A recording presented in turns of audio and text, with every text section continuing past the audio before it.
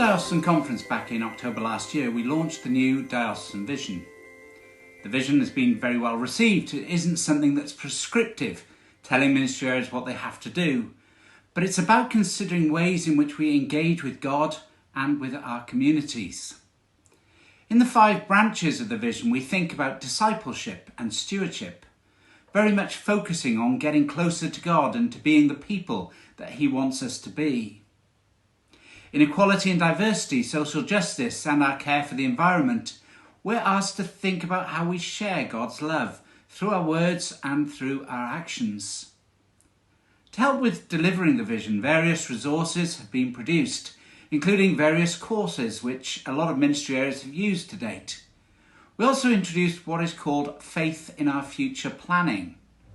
That sounds really grand, I think, but what it is a chance for Archdeacon Stella and myself to come out and work with ministry areas, not to tell you what to do, but to work together, to think of what's being done at the moment and how you're already engaging with the vision, and then what possibilities and what dreams there might be for the future.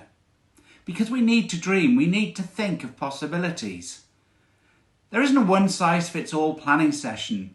Each ministry area is very different, and it's at very different stages of development. This certainly isn't about judging what should have been done or what should be happening. It's about, as I said, thinking about the possibilities and dreams, and we'll work at the pace that's suitable for your ministry area.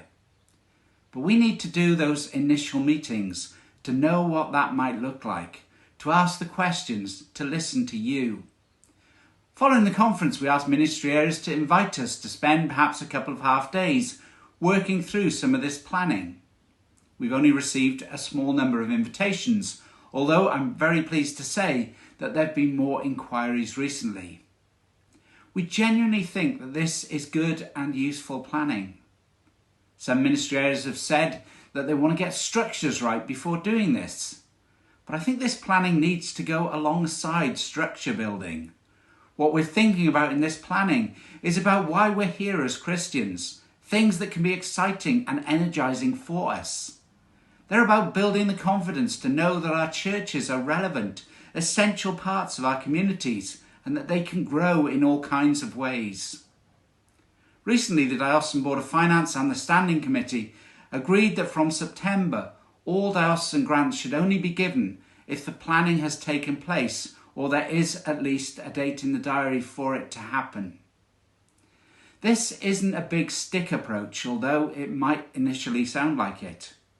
But what we're trying to do is join up our thinking, to recognise that work on buildings, for example, also involves an element of mission in terms of the questions of what we're doing and why, and ministry in terms of who is going to be involved in planning and looking after the work.